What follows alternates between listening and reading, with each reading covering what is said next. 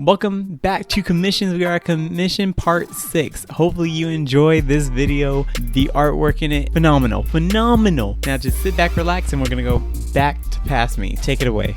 Because today, right now, right here is commission part 6. I will explain more on those later. This is my sketchbook that we're gonna be using for the concept. This is going to be 3 different paintings and there's nothing left to do but to get started. But first, the materials that we have are going to be an 11 by 14 canvas. I have the drawing pad by Strathmore. That is size 14 by 17. We'll trace the canvas on the pad. Okay, so I did a bit of doodling on this itty bitty sketchbook to execute the character design for the painting, and I would have used the drawing pad, but I didn't have that many pages left and I needed to save it for these canvases. I did a lot of sketching. But once I got the general idea, it was time to get it. Hit that countdown and future me, yeah, drop us a sick beat. I do all the work in post and right.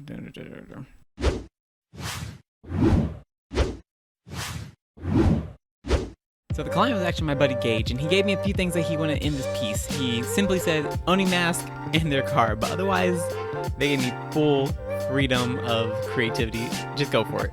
But I had this thought of incorporating the car and the brand, which is a Saturn, but also the style of vaporwave, and I think that would have matched his vibe pretty on point, along with having the driver wearing the owning mask.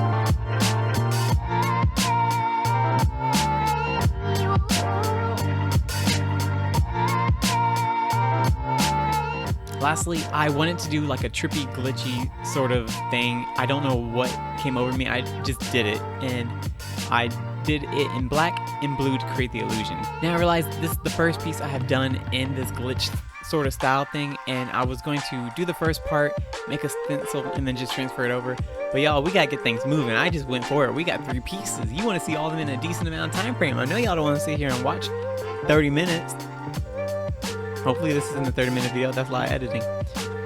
So I did the line for the first part, and then I moved and redid the lines just a few centimeters away to create this illusion. And now back to past me. Right now, I finished doing the sketch, sent it off. He told me the color that he wanted. So right now he was saying that this is more like a greenish or red, darker like wine or forest, whatever color is easier, whatever details you want to do. So I do like how the vaporwave kind of looks. It looks really trippy. This is going to be a challenge for me on the canvas itself. But this is the size canvas that we're going to have. But I do like it. Look, it just, I like it. So he wants this to be green or dark red. And then what I figure, we can do this dark green, do this in red, and then keep these the line work here, and go from there. While I waited for Gage to get back to me on the sketch to see if there was anything I needed to change, I decided to go and prep all 3 of the canvases with gesso.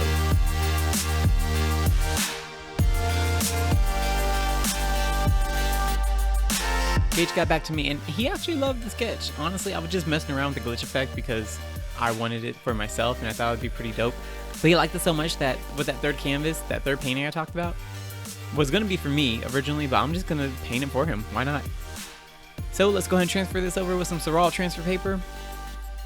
And first we line up the drawing and the canvas together, tape down the drawing and transfer paper together.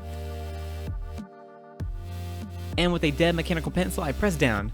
Now usually I would use a pen, but Gage wanted the original drawing like I said earlier, so I want to preserve it as much as possible.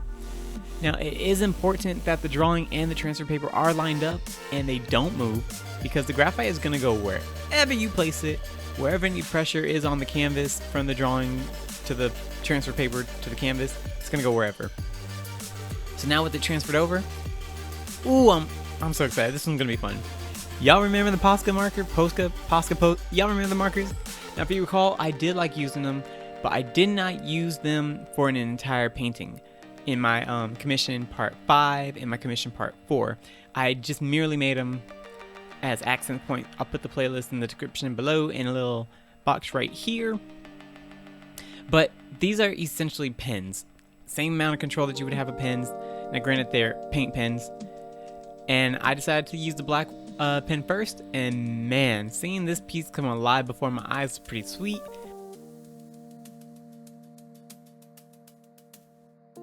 But now that you saw me make it in black, let's do a quick time lapse and music for the blue. Future me. I know, music.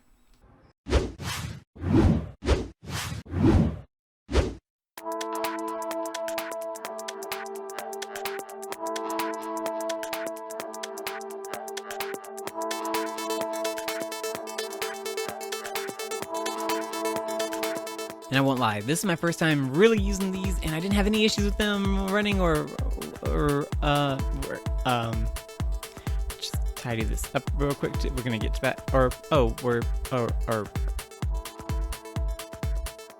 not. Oh, we're just moving on. Yep, moving to the next one. Now onto the second painting. This one's gonna be the first one. This is done. We're gonna pretty much wash, rinse, repeat, and I'm not gonna make you guys watch the full thing with me explaining. You're just gonna watch this nice little time lapse. Let's go ahead and get started. Throughout the video, I'm gonna be using golden fluid acrylics, apple barrel, and Liquitex paint. I learned my lesson from the gonzo painting, which I'm glad for those that watched. Thank you.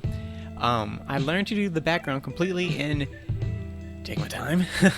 And I wanted to create this nice gradient, starting with a very dark purple mixed with a little bit of black at the very top, and run all the way into about the car, and then a nice royal purple pink. And for blending, I worked from the top and made my way down.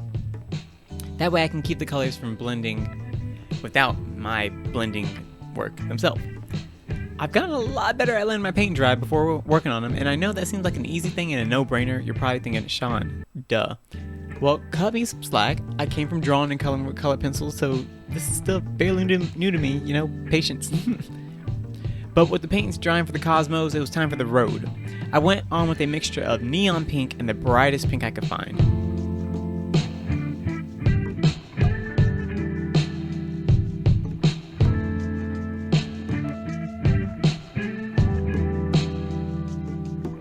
I covered up the remaining lines with a thin couple layers of white paint, so that way I can still see the lines to paint the rest of the planet and the car and the Oni mask, but not too dominant that it'll show throughout the other colors. Now, Gage did mention that he wanted to have his car this deep cranberry red or forest green. Y'all know how I feel about green. So we went with the deep cranberry red, and I thought that having the Oni mask matching up with the same color scheme would look pretty sick. But to avoid the headache, I did end up using a smaller brush to get the finer details and keeping my guidelines still present. I wanted to create this piece without any harsh dark lines, like, you know, a black outline as in like cartoons or things like that, because I felt like it would have taken away from the painting itself with how smooth and flowing everything was together. So I wanted to use the colors of the painting and the objects in it to have it as an outline. So in doing so, I used, for example, on the Oni mask in the car, I used another red that was a brighter tone. That way there's a defined line to keep things separate, but it still showed the original color that you used. For the white part of the painting, I used a light gray for the first layer, then I went over it with the white, and then it was onto the planet Saturn. Blue. It had to be blue. Why? Well, vapor waves. I had a lot of fun with this piece, I'm not gonna lie to you. It pushed my creativity and my artistic levels to the limit. For me as an artist, honestly, it was just fun to create something that didn't necessarily have like an IP, which is like intellectual property, attached to it besides the car, but even then, there's still some modifications.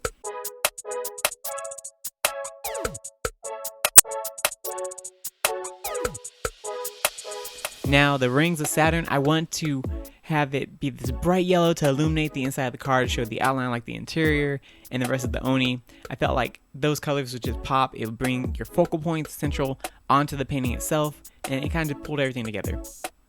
And while we finish this one up, I just want to ask y'all a question. What is something you want to see me create next? Like a drawing, a painting, a sculpture, or paint a random object? I love just doing art, and it gives me more ideas to just keep working through and learn things and so on and so forth. I mean, it's the beginning of the year. I already have a few ideas in the works ahead, but just let me know. Comment, let me know, Instagram, whatever. But past me, hit it! And we're almost there. So let's go ahead and get started. I forgot how rough I looked during November. It was No Shave November. Now, you know how I had the whole thing about no IPs? Well, this is an exception because I have never, and I mean never, met someone who was a bigger fan of E.T. And yes, I'm talking about Steven Spielberg's 1982 masterpiece, E.T. the Extraterrestrial. The only experience I've had for the movie is going to the attraction at Universal Studios in Orlando, but it was amazing. Have not watched that movie yet, and I'm gonna have to watch it after this video.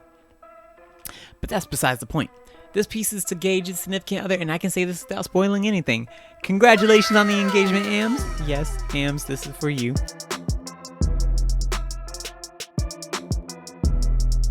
To, you know, add a little personality to it, E.T. was partying at EDC, and it was time to paint this last one. I chose this canvas that had the Posca marker markings on it because this one was going to be covered in a pink background with a thick body of magenta, and it should just cover it.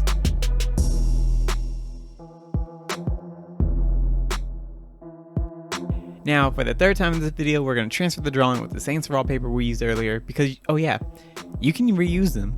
I was able to squeak out these 3 paintings with just one sheet, so keep that in mind if you ever use Saral transfer paper, because it says it on the box, but also because it saves money.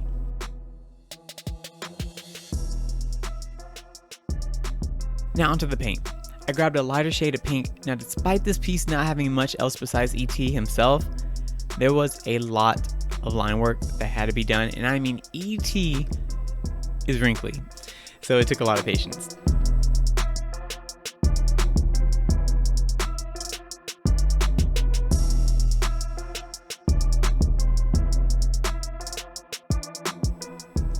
And if you believe it or not, this painting took longer than the other 2 paintings in this video, so there was a lot of tiny areas that I had to make sure were covered with the pink skin tones, and the wrinkles themselves I had to go in and fill them with the darker pink.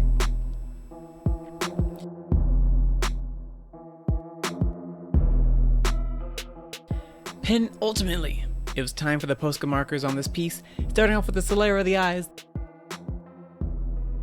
the pupil,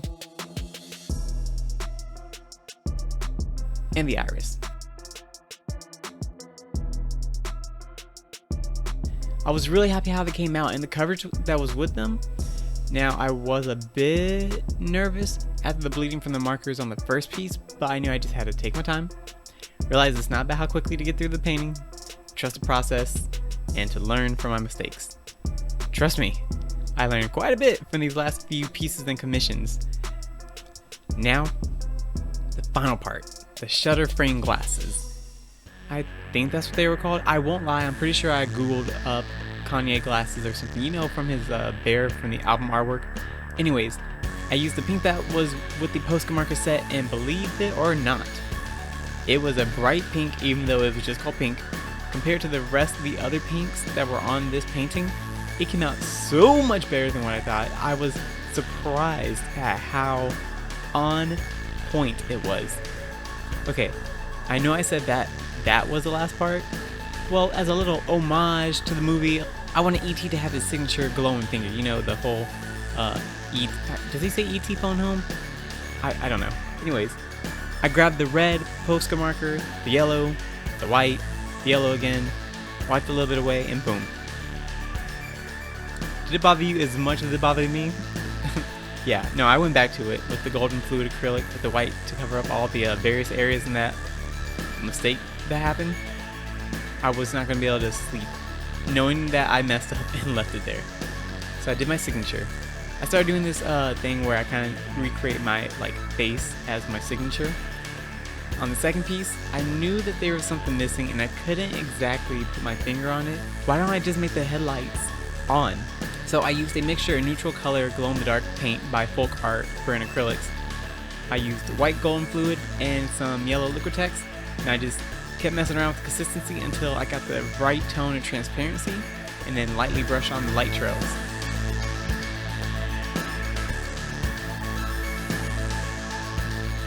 Alright, past me, do your thing. Okay, so these pieces are finally done. Thank you so much for watching. I thoroughly enjoyed making the pieces almost as much as I enjoyed making this video. So now nothing left to do but to show you the final